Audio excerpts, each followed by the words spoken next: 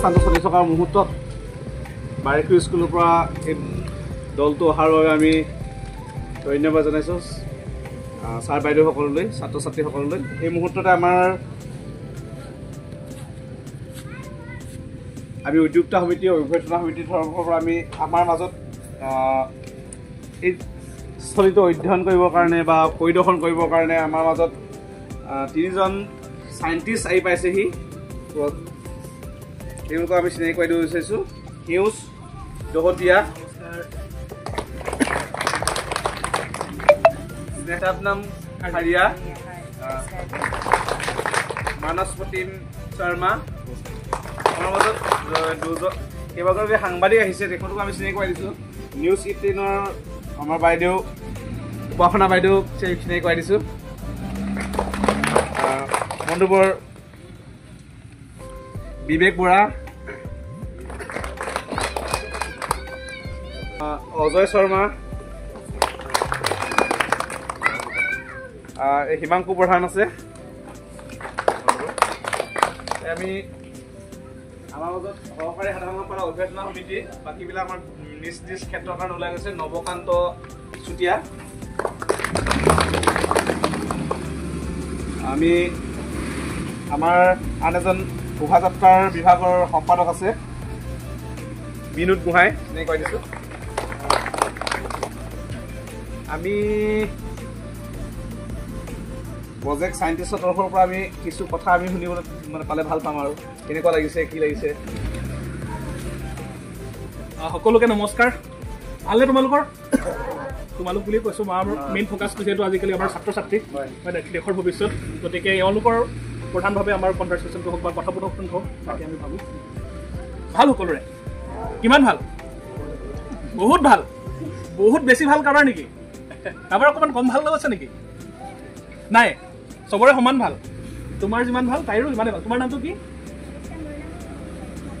আচ্ছা, কৰিশ্মা ঘৰ ক'ত?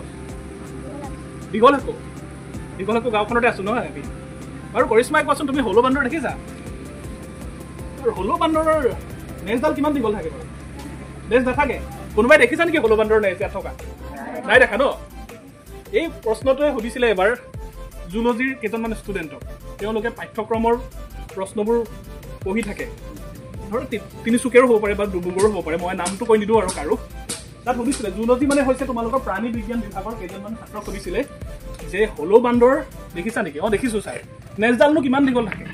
ছাৰে তেতিয়া ক'লে, একদম শুদ্ধকৈ ক'ব লাগিব, কিন্তু শুদ্ধকৈ ক'ব লাগে। এজনে কৈছে, ছাৰ 5 ফুট 1 ইঞ্চি।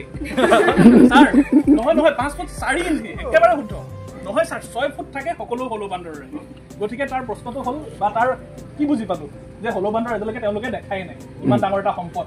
গতিকে আমাৰ বাৰেকুৰিবাসীৰ বাবে এটা খুব এটা ডাঙৰ খবৰ বা এটা খুব গৌৰৱৰ বিষয় যে আপুৰুগীয়া ভাৰতৰ অদ্বিতীয় বন মানুহ হলৌ বান্দৰ তোমালোকে জন্মৰ পৰাই দেখিছা, হয়নে নহয়? নেদেখাটো কোনো নাই আজিলৈকে। গতিকে এই হলৌ বান্দৰ এটা যিহেতু আপুৰুগীয়া প্ৰাণী, আমি কি কৰিব লাগিব? কনজাৰ্ভ কৰিব লাগিব। ইংৰাজীত কনজাৰ্ভ বুলি কয় আৰু অসমীয়াত কি বুলি কয়? সংৰক্ষণ। আৰু হলৌ বান্দৰ সংৰক্ষণ আৰু ইয়াৰ সংৰক্ষণৰ কাৰণেই আচলতে গোটেই প্ৰচেষ্টাখিনি লোৱা হৈছে, যাতে তোমালোকৰ এই গাঁৱৰ কথা, আজি প্ৰধানমন্ত্ৰী মোদী ডাঙৰীয়াও তোমালোকৰ গাঁৱৰ কথা উল্লেখ কৰিছে, হয়নে নহয়? মন কি বাত, হয়নে নহয়? তাতো উল্লেখ কৰিছিলে, আমাৰ জিলা আয়ুক্ত মহোদয়েও উল্লেখ কৰিছে। গতিকে এই কিমান ডাঙৰ এটা সম্পদ এই অঞ্চলটোত আছে, তোমালোকে সেই গোটেই কথাখিনি জনাটো খুব দৰকাৰ, আৰু তাৰ বাবে হৈছে। আৰু আমাৰ এতিয়া আচলতে আমি প্ৰজেক্ট চাইণ্টিষ্ট ৰূপে কাম কৰি আছোঁ এটা বেলেগ এটা বিষয়ত, হলৌ বান্দৰৰ লগত পোনপটীয়াভাৱে জড়িত নহয়। আমাৰ যে মহে কামুৰিলে বেমাৰ হয়, হয়নে নহয়? মেলেৰিয়া হয়, ডেংগু হয়, তেনেকুৱা ধৰণৰ কিছুমান বেমাৰৰ ওপৰত আচলতে আমি কাম কৰি আছোঁ গোটেই অঞ্চলটোত। মাকুম অঞ্চল বা এই বাৰেকুৰি অঞ্চলটো আমি কিছুমান পদক্ষেপ লৈছোঁ। গতিকে সেইখিনি কথা বেলেগ এদিনা পাতিম। আজি আমি হলৌৰ বিষয়ে যিহেতু পাতিছোঁ, গতিকে তোমালোকক সেইটোৱে ক'লোঁ, খুব ভালকৈ অনুষ্ঠানটো হওক। তোমালোকে যিহেতু এই গোটেই হলৌৰ সংৰক্ষণৰ গুৰি ধৰিব লাগিব ভৱিষ্যতে, কাৰণ তেওঁলোকে আজি বাট দেখাই থৈ গৈছে। যোৱা বহু বছৰ ধৰি তেওঁলোকে লাগি আছে, আৰু তোমালোকে এই গোটেই বাটটোত আগবঢ়াই নিব লাগিব, হয়নে নহয়? তোমালোকে সাজুনে দায়িত্ব ল'বলৈ? গতিকে সকলোৱে একেলগে ক'বা, আমি হলৌ ৰক্ষা কৰিম।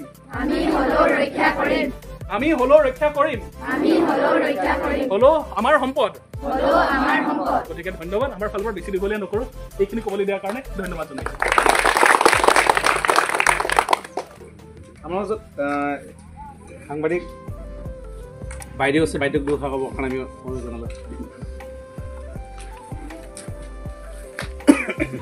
প্ৰথমতে বাৰীকৰিত উপস্থিত সকলোৰে মোৰ ধন্যবাদ জনাইছোঁ আৰু আজি যেহেতু আমি বিশেষকৈ প্ৰস্তুতি চাবলৈ আহি ইয়াত উপস্থিত হৈছোঁহি যেহেতু হলৌ বান্দৰ বুলি ক'লে সকলোৰে মনত আচলতে কি নহয় বহুত জেগাত নাজানে আৰু বাৰীকৰি বুলি যে এনেকুৱা ঠাই আছে বা ইয়াত যে হলৌ বান্দৰ একেলগে মানে মানুহসকলৰ লগতে যে অৱস্থান কৰে সেই বস্তুটো মানুহে নাজানে কিন্তু এই যে এতিয়া বাৰীকৰিবাসীয়ে যে ইমান দিনৰ পৰা যে হলৌ বান্দৰৰ ওপৰত যে এটা প্ৰজেক্ট তেওঁলোকে লৈছে তাৰ উপৰিঞ্চিও তেওঁ যে ইমান সুন্দৰভাৱে সংৰক্ষণ কৰিবলৈ চেষ্টা কৰিছে মানুহৰ লগত একেলগে ইয়াত হলৌ বান্দৰ বসবাস কৰে যোনটো ঠাইত আচলতে জীৱ জন্তু যদি মানুহক চাই আচলতে পলাই আহে কিন্তু সেইখিনি সময়ত যে হলৌ বান্দৰে একেলগে মানুহৰ লগত বসবাস কৰে বাৰীকৰিত এই সম্ভৱ কিন্তু এই কথা সম্ভৱ হৈছে একমাত্ৰ ইয়াৰ মানুহখিনিৰ বাবে কিয়নো সকলোৱে জীৱ জন্তুক ইমান মৰম কৰে আৰু হলৌ বুলি নহয় দেখিছোঁ বহুতো জীৱ জন্তু ইয়াত কিবা দুখ পাই পিনে বা এক্সিডেণ্টেল কেছতো যদি পোৱা যায় তথাপিও কিন্তু সকলোৱে একেলগে মিলি কেনেধৰণৰ সেই জন্তুজনক মানে কেনেধৰণৰ চিকিৎসা দি সুস্বাস্থ্যৰে আচলতে আকৌ ঘূৰাই লৈ যাব পাৰে যে জংঘললৈ এৰি দিয়ে লৈ পিনে সেনেকুৱাও আমি কিছু কথা শুনিবলৈ পাইছোঁ বা দেখিছোঁ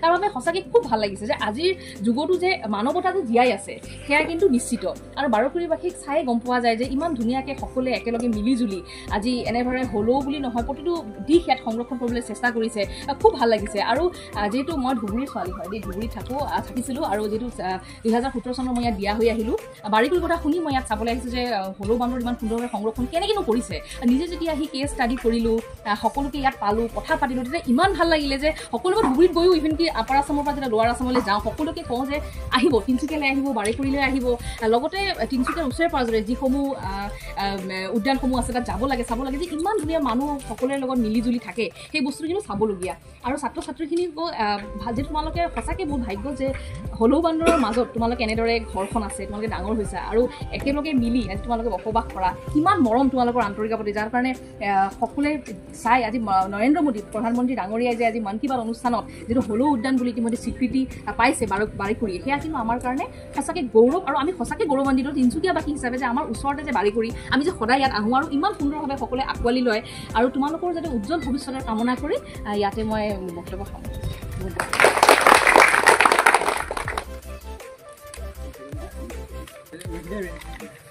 ইমানতে আমি এটা মানে সৰু অনুষ্ঠান এটা আমি কৰিব বিচাৰিলোঁ ইণ্ট্ৰডাকশ্যন এটা গতিকে এতিয়া আমি বাকী প্ৰস্তুতি এইখিনি আমি যিখন সাংবাদিক আছে সিহঁতক আমি প্ৰস্তুতিবিলাক অকণমান দেখুৱাম আমাৰ অতিথি আহিছে কি আমি কৰি আছোঁ কেনেকুৱা কৰি আছোঁ অকণমান দেখুৱাম